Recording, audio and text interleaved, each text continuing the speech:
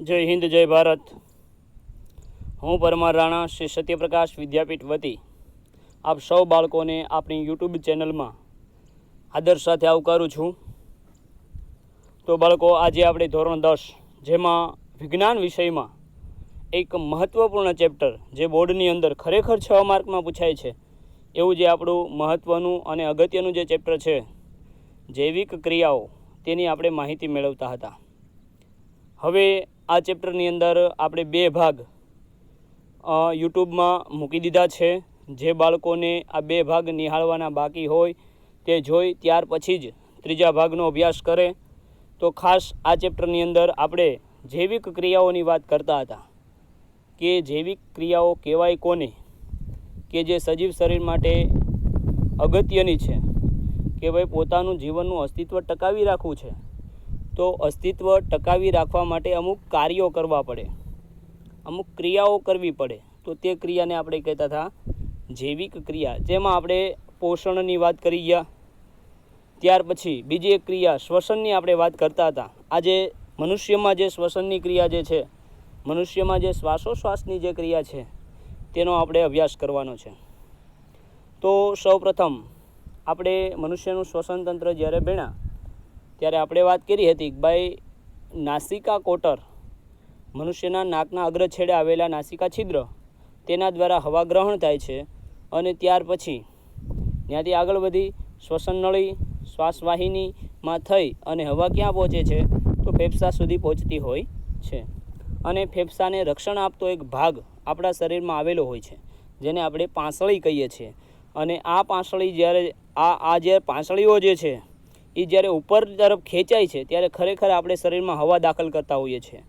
જો સૌપ્રથમ જ્યારે આપણે શ્વાસ લઈએ છીએ ત્યારે આપણા શરીરની અંદર ફેફસાને રક્ષણ આપતી જે પાંસળીઓ જે છે એ પાંસળી ઉપરની તરફ ખેંચાય છે અને જ્યારે પાંસળી ઉપરની તરફ ખેંચાય છે ત્યારે ફેફસાની એક્ઝેક્ટ નીચે, એટલે કે પાંસળીઓની એક્ઝેક્ટ નીચે ઉરોદર પટલ નામનો ભાગ આવેલો હોય।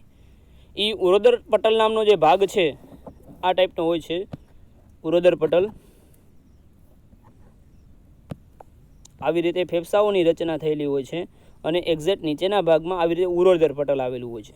એ ઉરોદર પટલ ચપટું બને છે, ચપટું બને એટલે કે વિસ્તરે છે અને પરિણામે શું થાય છે તો પરિણામે આ પોલાણવાળો ભાગ છે એ પોલાણવાળો ભાગ ઉરસ્ય ગુહા એટલે એક પ્રકારનો પોલાણવાળો ભાગ, એ પોલાણવાળો ભાગ છે એ વિસ્તરે છે એટલે એનું ક્ષેત્રફળ છે એમાં વધારો થાય છે અને વાતાવરણમાંથી આપણે દાખલ કરેલી જે હવા છે એ ફેફસા સુધી પહોંચે છે।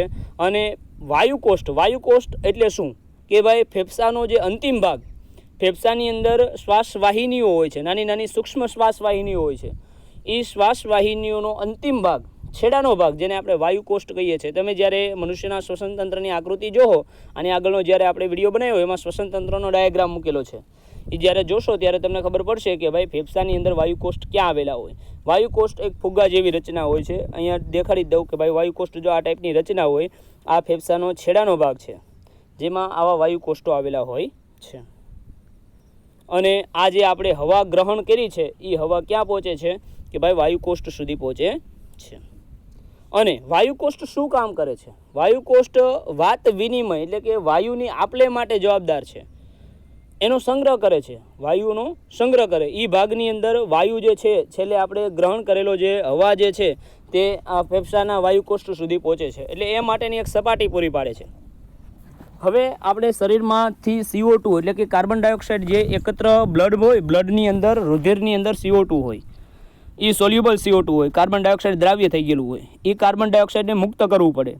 તો એ કાર્બન ડાયોક્સાઇડ વાયુકોષ્ઠના ભાગમાં મુક્ત થાય છે અને આપણે હવામાંથી લીધેલો જે ઓક્સિજન છે તે બ્લડને આપણે આપી દઈએ છીએ, એટલે કે બ્લડ ગ્રહણ કરી લે છે વાયુકોષ્ઠમાંથી ઓક્સિજન અને CO2 ત્યાં મુક્ત કરી દે છે। એ માટે વાયુકોષ્ઠ છે એ રુધિર કેશિકા સાથે જોડાયેલું હોય। રુધિર કેશિકા શું છે તો રુધિર કેશિકા આપણા શરીરમાં રુધિરનું વહન કરતી એક રુધિર વાહિની છે કે જેમાં રુધિર ભરેલું હોય છે।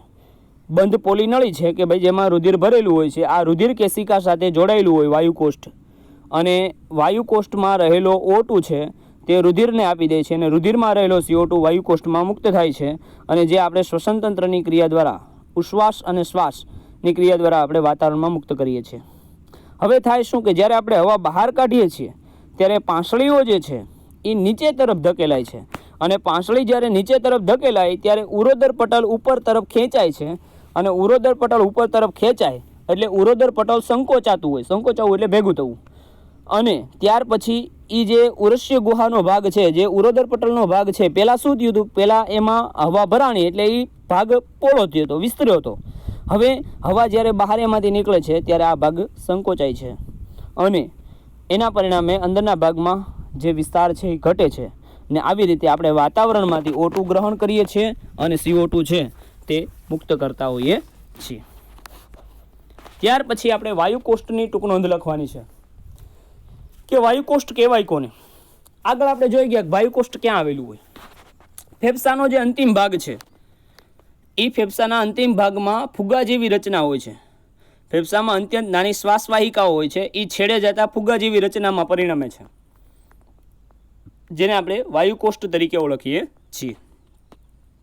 અને આ વાયુકોષ્ઠો વાત વિનિમય એટલે કે વાયુના વિનિમય માટે એક અગત્યની સપાટી પૂરી પાડે છે, કે ઓક્સિજન અને કાર્બન ડાયોક્સાઇડ છે તે એના માટે એક અગત્યની અને વિશાળ સપાટી છે એ વાયુકોષ્ઠો પૂરી પાડે છે.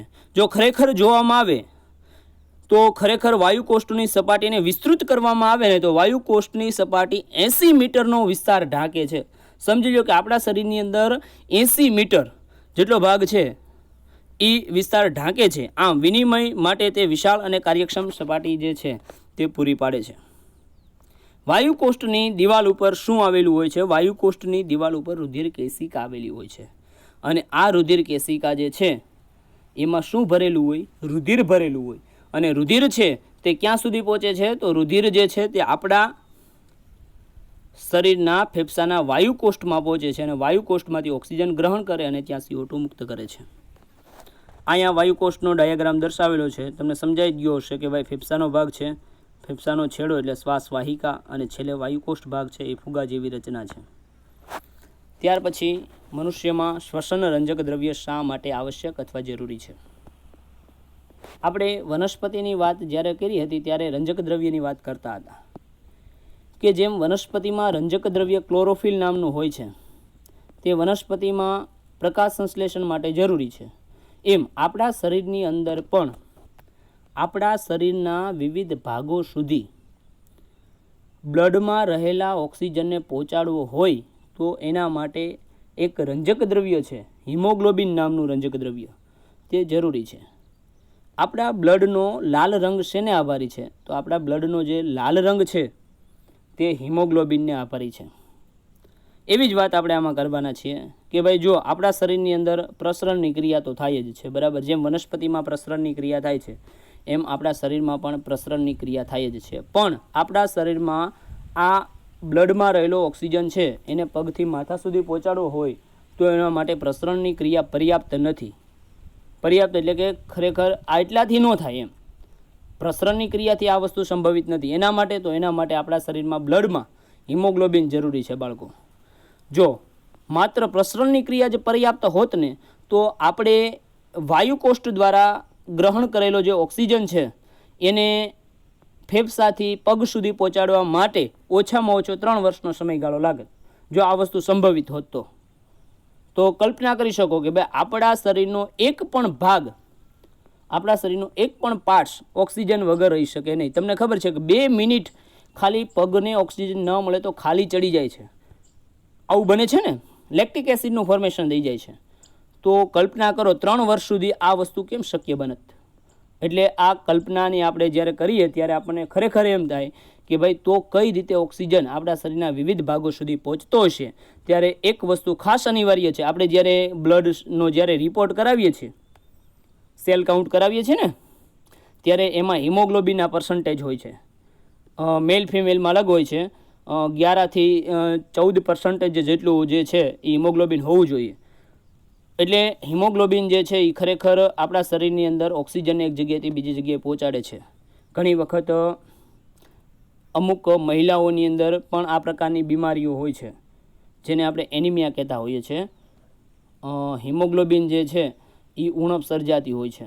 ખરેખર હિમોગ્લોબિન છે એ આપણા શરીરને જો યોગ્ય પ્રકારના પોષક દ્રવ્યયુક્ત ખોરાક પ્રાપ્ત થતો હોય તો હિમોગ્લોબિનની માત્રામાં ક્યારેય ઘટાડો થતો નથી.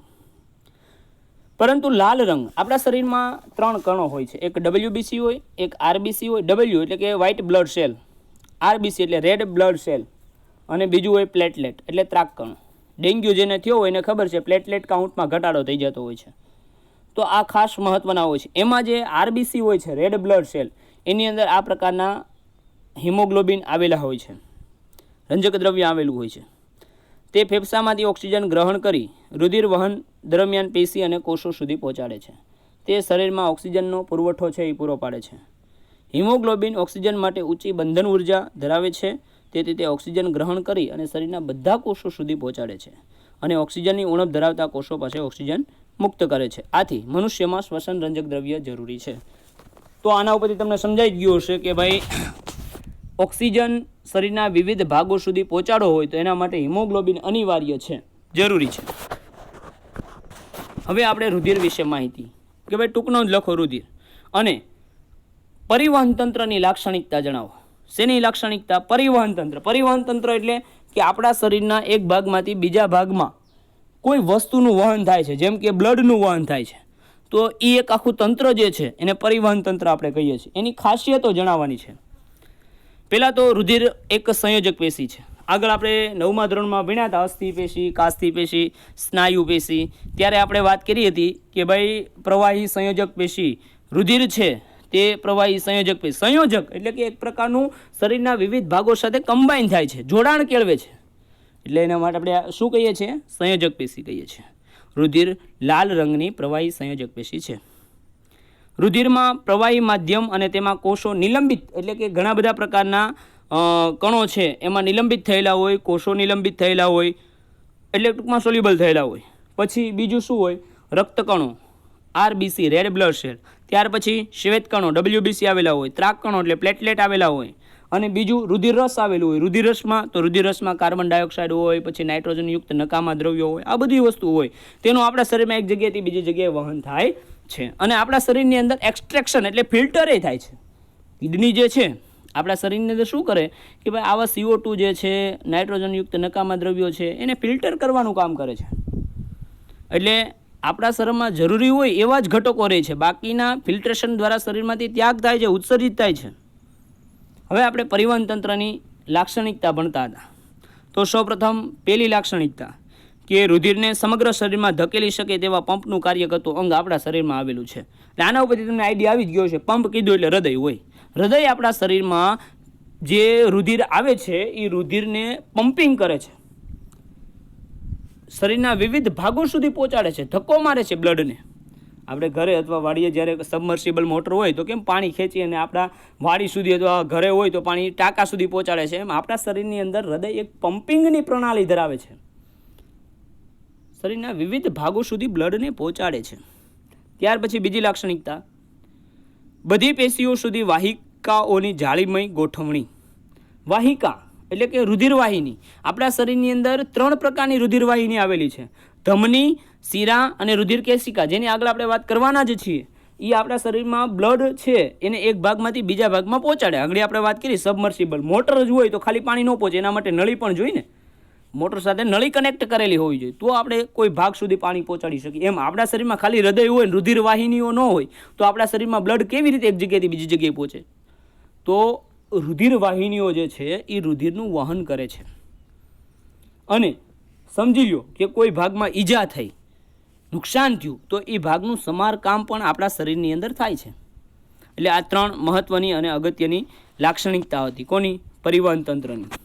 હવે એની પછીનો જે આપણે મહત્વનો મુદ્દો સમજવાના છીએ હૃદય, તેની આપણે વાત કરીશું. હૃદય આપણો પંપ એમ પણ પૂછાય, અથવા મનુષ્યના હૃદયમાં રુધિરનો પરિવહન પથ સમજાવો. હૃદય આપણા શરીરનું એક મહત્વનું અને અગત્યનું અંગ છે. જેવી રીતે મગજ આપણા શરીરની અંદર એક મહત્વનું અને અગત્યનું કામ છે, વિચારવાનું કામ કરે છે. પછી તો બીજું એક અંગ કિડની, જે આપણા શરીરની અંદર બ્લડને ફિલ્ટર કરવાનું કામ કરે છે. એવું જ આપણું ત્રીજું અંગ કે ભાઈ શરીરના વિવિધ ભાગો સુધી બ્લડને પહોંચાડવું હોય તો એક હૃદય કામ કરે છે. હૃદય કેવડું હોય? હૃદય હોય મુઠ્ઠી જેવડું, મુઠ્ઠીના કદ જેવડું, અને સ્નાયુલંગ છે. અને આ હૃદયની અંદર ખાના આવેલા હોય છે. કર્ણકનું ખાનું હોય, ક્ષેપકનું ખાનું હોય. ડાબું કર્ણક, જમણું કર્ણક, ડાબું ક્ષેપક, જમણું ક્ષેપક. આવી રીતે હૃદય 4 ખંડોમાં વિભાજિત હોય. મનુષ્યનું હૃદય ચતુષ્ખંડી છે. આ ખંડો શું કામ આવેલા હોય કે ભાઈ આપણા શરીરમાં 2 પ્રકારનું બ્લડ છે એ રોટેટ થતું હોય. એક ઓક્સિજનયુક્ત રુધિર હોય અને બીજું ઓક્સિજન વિહીન રુધિર હોય. તો આ બંને પ્રકારનું રુધિર મિશ્ર ન થઈ જાય એટલા માટે ખાનાઓની સંરચના કુદરતે કરેલી છે. મનુષ્યના હૃદયમાં પરિવહન પથ. હૃદયમાં ઉપરના રુધિર એકત્ર કરતા 2 ખંડો અને 2 ક્ષેપકો, 2 કર્ણકો આવેલા હોય, 2 ક્ષેપકો આવેલા હોય. 2 કર્ણકોમાં ડાબું કર્ણક, જમણું કર્ણક, ડાબું ક્ષેપક, જમણું ક્ષેપક. આવી રીતે ચતુષ્ખંડી હૃદય હોય. સૌપ્રથમ આપણે ડાબા ખંડની માહિતી મેળવીએ. તો ડાબા ખંડ અહીંયા ડાયાગ્રામ આપેલો જ છે, તમે જોઈ શકો છો કે ડાબું કર્ણક, હૃદયના ડાબા ભાગમાં ડાબું કર્ણક આવેલું છે. અહીંયા ડાબું ક્ષેપક આવેલું છે. વચ્ચે શું આવેલું છે? દ્વિદલ વાલ્વ આવેલો છે. જો આ પ્રશ્ન ઘણીવાર પૂછાય છે કે ડાબું કર્ણક અને ડાબું ક્ષેપકની વચ્ચે કયો વાલ્વ આવેલો હોય? દ્વિદલ વાલ્વ. કયો વાલ્વ? દ્વિદલ. અને જમણું કર્ણક અને જમણું ક્ષેપક જે છે, જમણું કર્ણક આ જમણું ક્ષેપક, એની વચ્ચે કયો વાલ્વ આવેલો હોય છે? ત્રિદલ વાલ્વ આવેલો હોય છે. ડાબું ડાબું તો દ્વિદલ વાલ્વ, જમણું જમણું તો એની વચ્ચે કયો વાલ્વ આવેલો હોય? ત્રિદલ વાલ્વ આવેલો હોય છે.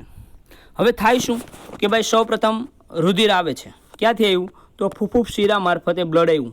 ત્યાર પછી પહેલાં ક્યાં આવે? તો ડાબા કર્ણકમાં આવે. ડાબા કર્ણકમાં આવ્યા પછી તો ડાબા કર્ણકને રુધિર આગળ ધકેલવું પડે, તો એ સંકોચાય. સંકોચાવવું એટલે ભેગું થવું. પહેલાં વિસ્તરણ પામે, શિથિલન પામે, એટલે કે એમાં બ્લડ આવે. પછી સંકોચાય. સંકોચાય એટલે રુધિર છે એ આ ત્રિદલ વાલ્વ છે એ ખુલી જાય અને ત્રિદલ વાલ્વ મારફતે ક્યાં આવે છે? આ ભાગમાં આવે છે. અને ત્યાર પછી બ્લડનું અહીંથી, આ 3D નથી, 3D ડાયાગ્રામ હોય તો તમને ખબર પડે, અહીંથી શરીરના વિવિધ ભાગો સુધી બ્લડનું રોટેશન થાય છે. અને એવી જ રચના આ બાજુ જમણા કર્ણક અને જમણા ક્ષેપકમાં હોય. સૌપ્રથમ બ્લડ છે એ જમણા કર્ણકમાં આવે, જમણા કર્ણકનું સંકોચન થાય, જમણા કર્ણકનું સંકોચાય એટલે ત્રિદલ વાલ્વ ખુલે અને ત્યાર પછી બ્લડ આમાં આવે, જમણા ક્ષેપકમાં આવે. જમણા ક્ષેપકમાંથી પાછું ફેફસામાં જાય. કારણ કે આમાં જે રુધિર હોય એ CO2 યુક્ત હોય અને આ ભાગમાં જે રુધિર હોય એ O2 યુક્ત હોય. એટલે આને શુદ્ધ થવા માટે, જમણા ભાગમાં રહેલા બ્લડને શુદ્ધ થવા માટે ફેફસામાં જવું પડે. ડાબા ખંડની આપણે પહેલાં માહિતી મેળવી લઈએ કે ભાઈ ફેફસામાંથી બ્લડ ફૂફૂફ શિરાઓ દ્વારા ઓક્સિજનયુક્ત રુધિર, આપણા જે ડાબા ખંડની અંદર બ્લડ આવે છે એ ફેફસામાંથી આવે છે. અને ફેફસામાંથી જે રુધિર આવે એ O2 યુક્ત જ હોય, શુદ્ધ રુધિર જ હોય. એટલે પહેલાં ડાબા કર્ણકમાં આવે, ડાબું કર્ણક સંકોચાય, ત્યાર પછી ડાબા કર્ણકમાંથી ક્યાં આવે છે? ડાબા ક્ષેપકમાં આવે છે. નીચેનો ભાગ સંકોચાય એટલે ડાબું કર્ણક છે એમાંથી સંકોચાય એટલે ડાબા ક્ષેપકમાં આવે છે. અને ત્યાર પછી ડાબા ક્ષેપકમાંથી બ્લડ ક્યાં જાય છે? તો ડાબા ક્ષેપકમાંથી આ રુધિર તો શુદ્ધ થઈ ગયેલું છે એટલે ત્યાંથી શરીરના વિવિધ ભાગો તરફ જાય છે.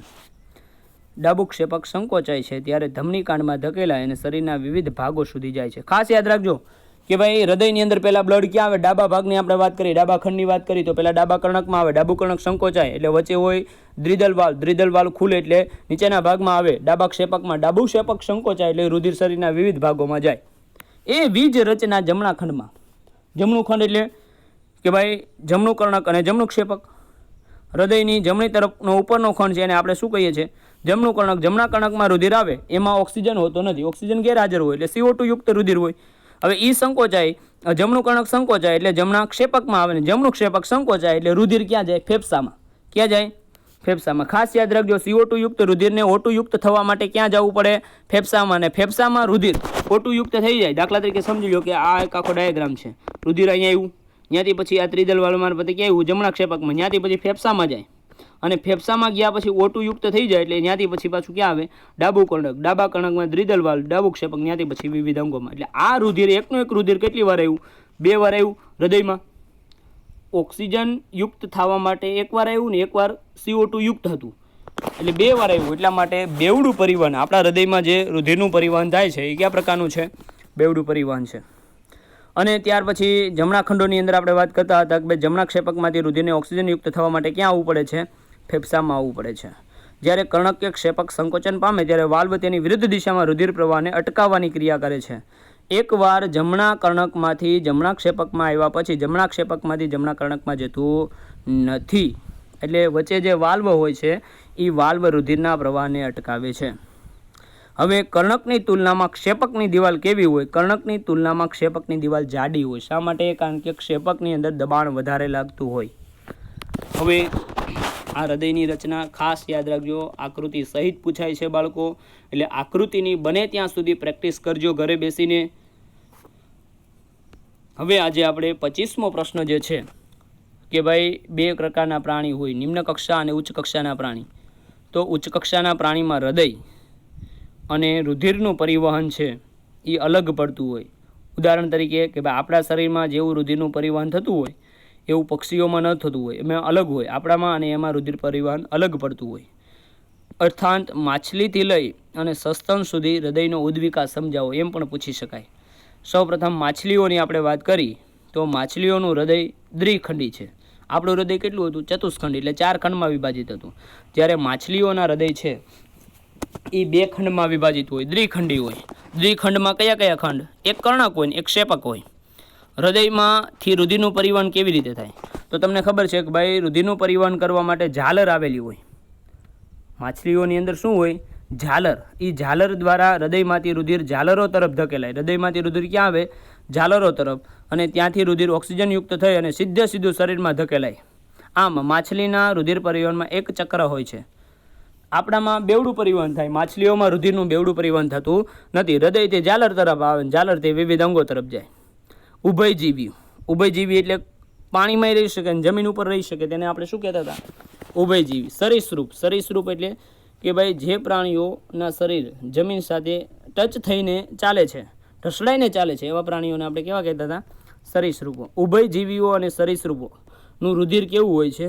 ઠંડુ હોય છે. ઠંડા રુધિરવાળા પ્રાણીઓ છે. તેઓના શરીરના તાપમાન અને પર્યાવરણના તાપમાન આધારિત હોવાથી તેઓને વધારે ઉર્જાની જરૂર હોતી નથી. આપણી તુલનામાં એને વધારે ઉર્જાની જરૂર હોતી નથી. તેઓમાં 2 કર્ણક અને 1 ક્ષેપક. ખાસ યાદ રાખજો, તમને એમ પૂછાય કે ભાઈ દેડકામાં કેટલા ખંડનું હૃદય હોય છે? ત્રિખંડી. સાપનું હૃદય કેટલા ખંડી? ત્રિખંડી. ઉભયજીવીઓ કોઈ પણ પૂછાય, સરીસૃપો કોઈ પણ પૂછાય તો એનું હૃદય કેવું હોય છે? ત્રિખંડી. 2 કર્ણક અને 1 ક્ષેપક ધરાવતું ત્રિખંડી હૃદય હોય છે. આપણા શરીરમાં વચ્ચે વાલ હતો, ત્રિદલ વાલ્વ અને ત્રિદલ વાલ્વ. આમાં કોઈ પણ પ્રકારના વાલ્વ હોતા નથી. એ અમુક હદ સુધી એ બંને રુધિર ભળી જાય તો અમુક હદ સુધી સહન કરી શકે છે. એમાં એવી સંરચના છે કે અમુક હદ સુધી રુધિર મિશ્ર થવાની સ્થિતિને પણ એ સ્વીકારી શકે છે, સહન કરી શકે છે. હવે પક્ષીઓની વાત કરીએ. પક્ષીઓ અને સસ્તન, કે જે પ્રાણીઓ બચ્ચાને જન્મ આપે છે એવા પ્રાણીને આપણે શું કહીએ છીએ? સસ્તન વર્ગના પ્રાણી. પક્ષીઓમાં અને સસ્તન વર્ગના પ્રાણીઓમાં બંનેના હૃદય કેવા હોય છે? ચતુષ્ખંડી હોય છે. તેમના હૃદયમાં ડાબી બાજુ ઓક્સિજનયુક્ત અને જમણી બાજુ ઓક્સિજન વિહીન રુધિર સંપૂર્ણ રીતે અલગ રાખતી મિશ્ર થતું અટકાવે છે. સસ્તન વર્ગના પ્રાણીઓમાં અને વિહગ વર્ગના પ્રાણીઓમાં બંનેમાં એક યોગ્ય પ્રકારની સંરચના હોય છે. વચ્ચે એક મિશ્ર થતું રુધિર મિશ્ર નથી થતું, વચ્ચે દ્વિદલ વાલ્વ અને ત્રિદલ વાલ્વ આવેલા હોય છે. આ વહેંચણી શરીરને ઓક્સિજનનો વધુ કાર્યક્ષમ પુરવઠો પૂરો પાડે છે, એટલે કે ઓક્સિજન વધારેમાં વધારે માત્રામાં પ્રાપ્ત થઈ શકે છે. જે પ્રાણીઓનું શરીરનું તાપમાન જાળવી રાખવા માટે શરીરનું તાપમાન છે એ જાળવી રાખે છે અને ઉર્જાની જરૂરિયાત વધુ હોય તેમના માટે આ ખૂબ જ, દાખલા તરીકે આપણે વધારે ઉર્જાની જરૂર હોય, આપણે કાર્ય કરવાની ક્ષમતા છે એ બીજા પ્રાણીઓ કરતાં આપણે વધારે કાર્ય કરી છે, આપણે વધારે ઉર્જાની જરૂર પડે, એટલા માટે થઈ અને આપણું હૃદય એ પ્રકારનું છે, ચતુષ્ખંડી છે, વચ્ચે દ્વિદલ વાલ્વ ત્રિદલ વાલ્વ આવેલા છે, એટલે આપણા શરીરના વિવિધ ભાગો સુધી આપણે ઓક્સિજનનો પુરવઠો પહોંચાડી શકીએ છીએ. હવે રુધિર વાહિનીઓ એટલે શું? ફેફસા, હૃદયની વાત કરી. હૃદયમાં તૈયાર થયેલું રુધિર છે અને આપણે શરીરના વિવિધ ભાગો સુધી પહોંચાડવું તેના માટે નળી તો જોઈએ કે નહીં? હમણાં સબમર્સિબલ પંપની વાત કરીએ, આપણે પાણી એક જગ્યાએ બીજી જગ્યાએ પહોંચાડવું, નળી વગર કેમ પહોંચાડી શકીએ? એમ આપણા શરીરમાં એક ભાગમાં તૈયાર થયેલું જે બ્લડ છે એને શરીરના બીજા ભાગમાં પહોંચાડવું છે તો એનું વહન કરતી નળી જોઈ, એને રુધિરવાહિની કહેવાય. હૃદયથી અંગો તરફ અને અંગોથી હૃદય તરફ રુધિરનું વહન કરતી જે નળીઓ છે બંધ પોલી નળીઓ, એને શું કહેવાય? રુધિરવાહિની કહેવામાં આવે છે. એના 3 ઉદાહરણ, એમાં 3 પેટા પ્રકાર. રુધિરવાહિની કેટલા પ્રકારની હોય? 3. ધમની, શિરા અને રુધિર કેશિકા. રુધિર કેશિકાની આપણે વાત કરી હતી વાયુકોષ્ઠમાં, તમને ખબર હોય તો. ધમની અને શિરા એની આપણે આજે વાત કરવાના છીએ અને રુધિર કેશિકાની વાત કરવાના છીએ. હવે ધમની અને શિરા બેનો તફાવત એક સાથે સમજાવતો જાઉં છું. ધમની કે ભાઈ હૃદયથી શરીરના વિવિધ અંગો તરફ ધમની શું કામ કરે કે હૃદયમાં તૈયાર થયેલું રુધિર હોય એને ક્યાં લઈ જાય છે? અંગો તરફ લઈ જાય. એને શું કહેવાય? ધમની કહેવાય. તો શિરા કોને કહેવાય? તો કોઈ અંગમાં તૈયાર થયેલું રુધિર હોય એને ક્યાં લઈ આવે? હૃદયમાં લઈ આવે. તો એને શું કહેવાય? શિરા કહેવાય. બંનેની વ્યાખ્યા પહેલાં યાદ રાખજો. તફાવતમાં પણ પૂછાય. ધમની અને શિરા ખૂબ જ મહત્વનો પ્રશ્ન છે, તફાવત તરીકે પણ પૂછે છે. હૃદયથી શરીરના વિવિધ અંગો તરફ જો રુધિરનું વહન થતું હોય તો એને ધમની કહેવામાં આવે છે, અને વિવિધ અંગોથી હૃદય તરફ વહન થતું હોય તો એને શિરા કહેવામાં આવે છે. હવે ધમનીમાં જે રુધિર વહેતું હોય છે તેમાં દબાણ વધારે લાગતું હોય, અને શિરામાં જે રુધિર વહેતું હોય એ એટલા બધા દબાણ હેઠળ હોય નહીં, કારણ કે ધમનીઓમાં જે રુધિર વહેતું હોય એ હૃદયમાંથી આવેલું છે, એટલે હૃદય પમ્પિંગ પ્રણાલી કરતું હોય. તેથી ધમનીઓની દિવાલ કેવી હોય? જાડી અને સ્થિતિ સ્થાપક. જ્યારે શિરાઓની દિવાલ કેવી હોય છે? તો પાતળી હોય છે અને એટલી બધી સ્થિતિ સ્થાપક હોતી નથી. ધમનીઓ ક્યાં અંત પામે છે? ધમનીઓ રુધિર કેશિકાઓમાં અંત પામે છે. ધમનીઓનો અંત ક્યાં છે? રુધિર કેશિકા. ત્યાર પછી કેશિકાઓ છે એ છેલ્લે શું બને છે? તો ઘણી બધી કેશિકાઓ છે એ જોડાય અને શિરાઓ બનતી હોય છે. જ્યારે આવી ઘણી બધી કેશિકાઓ, રુધિર કેશિકાઓ ભેગી થાય અને શિરાઓ બને છે. અને ધમનીઓમાં ઓક્સિજન યુક્ત રુધિર વહન પામે છે, જ્યારે શિરાઓમાં CO2 યુક્ત રુધિર વહન પામતું હોય છે. એક અપવાદ તરીકે એક ધમની આપેલી છે કે જેમાં ઓક્સિજન યુક્ત રુધિર નથી વહન પામતું. ફુફુક્ષ ધમની નામની એક ધમની છે જેમાં રુધિર CO2 યુક્ત હોય છે. અને આમાં પણ એક અપવાદ આવશે શિરામાં, જ્યાં લખેલું નથી, પણ ફુફુક્ષ શિરા નામની એક શિરા છે જેમાં ખરેખર O2 યુક્ત રુધિર હોય. એટલે આ બંનેનો એક અપવાદ છે, એક ખાસ યાદ રાખજો.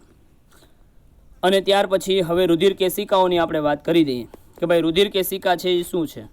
અંગો અને પેશીઓ પહોંચી ધમનીને વધુ નાની વાહિનીઓમાં, ધમની જે છે એ અંતે નાની નાની વાહિનીઓમાં રૂપાંતરિત થઈ જાય છે. તેથી બધા કોષોની સાથે રુધિરનો સીધો સંપર્ક રહે. ધમનીઓ જે છે છેલ્લે નાની નાની કેશિકાઓમાં રૂપાંતરિત થઈ જાય. છેલ્લે આપણે વાયુકોષ્ઠ વાત કરી ત્યારે કીધું હતું કે ભાઈ રુધિર કેશિકા છે એ વાયુકોષ્ઠ સાથે જોડાયેલી હોય. તો એક રુધિર કેશિકા ધમનીનો જ ભાગ છે, અંતિમ ભાગ છે.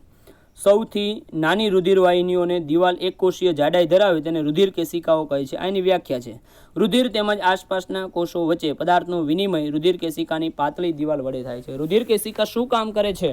તો અન્ય અંગો સુધી રુધિર પહોંચાડવાનું કામ કરે છે. રુધિરમાં રહેલા વિવિધ દ્રવ્યો છે જેમ કે O2 છે, CO2 છે, વાયુઓ જે છે એને એક ભાગમાંથી બીજા ભાગ સુધી પહોંચાડવાનું કામ પણ કરે છે. ત્યાર પછી 27મો પ્રશ્ન આપણે જોઈએ કે જ્યારે કોઈ પણ વ્યક્તિ અથવા આપણને ઈજા થાય છે અને તે સ્થાનેથી રુધિર બહાર વહન પામે છે તો એનો અટકાવ કેવી રીતે થાય છે? આપણને જ્યારે ઈજા થાય ત્યારે એનો અર્થ એવો કે રુધિર વાહિની કપાઈ ગઈ, તો રુધિર સ્ત્રાવ થવા માંડે ને. રુધિર વાહિની કપાઈ ગઈ એટલે રુધિરમાંથી વાહિનીમાંથી નીકળતું બ્લડ જે છે એ બહાર તરફ ધકેલાઈ આવે. તો હવે એ રુધિરનો અટકાવ કેવી રીતે? એ રુધિર ગંઠાય છે કેવી રીતે? તો એના માટે એક ખાસ મહત્વની વાત આપણે કરી દઈએ. જ્યારે રુધિરમાં રહેલા 3 કણો WBC, RBC અને પ્લેટલેટ, એમાં પ્લેટલેટ જે છે ને ત્રાક કણો એ આપણા શરીરમાં રુધિર ગંઠાવાની ક્રિયા સાથે જોડાયેલા છે. આ સ્થિતિને અટકાવવા રુધિરમાં રહેલા ત્રાક કણો જે રુધિર સાથે સમગ્ર શરીરમાં પરિવહન પામતા હોય છે તેઓ રુધિરને ગંઠાવાની ક્રિયા સાથે જોડાયેલા હોય છે. એટલે રુધિરને આગળ વધતું અટકાવે છે. એટલે તે ભાગમાં આવી જાય, આપણા શરીરમાં જે બ્લડમાં વહેતા ત્રાક કણો હોય, જે જગ્યાએ ઈજા થઈ હોય તે ભાગમાં આવી જાય, ગોઠવાઈ જાય, એટલે બ્લડને બહાર નીકળવા દેતા નથી. આ રીતે ઈજાના સ્થાને રુધિરના માર્ગને અવરોધે છે. એવી જ એક વાત આપણે કરવાની છે, લસિકા. લસિકા એટલે શું અને લસિકાનું નિર્માણ કેવી રીતે થાય, વહન કેવી રીતે પામે અને લસિકાનું કાર્ય શું છે? લસિકા પરિવહન કાર્ય સાથે સંકળાયેલું એક રંગવિહીન પ્રવાહી છે. લસિકાનો કોઈ રંગ હોતો નથી, એક રંગવિહીન પ્રવાહી છે અને તે પરિવહનના કાર્ય સાથે સંકળાયેલું છે. કેશિકાઓની દિવાલમાં આવેલા છિદ્રો, રુધિર કેશિકાઓની આપણે વાત કરીએ, એમાં નાના નાના છિદ્રો હોય છે. એ છિદ્રો દ્વારા શું તો કેટલાક પ્રમાણમાં રુધિર રસ, પ્રોટીન અને રુધિર કોષો પેશી કોષોના અવકાશમાં આવે છે. આ રીતે લસિકાનું નિર્માણ થાય છે. લસિકા એક મિશ્રણ છે. લસિકા શું છે? એક રંગવિહીન પ્રવાહી, એક મિશ્રણ છે. એમાં કઈ કઈ વસ્તુ હોય? રુધિર રસ, પ્રોટીન હોય પણ પ્રોટીનની માત્રા ઓછી હોય, અને રુધિર કોષો આવેલા હોય છે. લસિકા રુધિરના રુધિર રસ જેવું જ હોય છે. રુધિર રસ કેમ એકદમ પ્રવાહી પદાર્થ હોય એવું જ હોય છે, પરંતુ રુધિર રસમાં પ્રોટીનની માત્રા વધારે હોય છે. લસિકામાં પ્રોટીન કેવું હોય? ઓછા પ્રમાણમાં હોય છે. અને બાહ્યકોષીય અવકાશમાં આંતરકોષીય વાહિકામાં લસિકા કેશીઓ દ્વારા લસિકાનું વહન લસિકા વાહિનીઓમાં, જેમ રુધિરનું વહન રુધિર વાહિનીમાં થાય છે એમ લસિકાનું વહન ક્યાં થાય છે? લસિકા વાહિનીઓમાં થાય છે. અને અંતે ક્યાં ભળી જાય છે? તો રુધિરમાં લસિકા મિશ્ર થાય છે. અંતે લસિકા ક્યાં ભળી જતી હોય છે? રુધિરની અંદર ભળી જતી હોય છે. એનું કાર્ય શું કે ભાઈ આ લસિકા શું કામ કરે આપણા શરીરની અંદર? તો આપણા શરીરની અંદર નાના આંતરડા નામનો ભાગ આપણે ભણી ગયા. નાનું આંતરડું શું કામ કરતું હતું? કે આપણા શરીરની અંદર કાર્બોદિત, કાર્બોહાઈડ્રેટ, વિટામિન આનું સંપૂર્ણ પાચન થતું હતું નાના આંતરડાની અંદર. તો એ નાના આંતરડામાં જે ચરબીનો જે ભાગ છે એ ચરબીનું શોષણ કરવાનું કામ અને ચરબીને વહન કરવાનું કામ છે એ કોણ કરે છે? તો લસિકા કરે છે.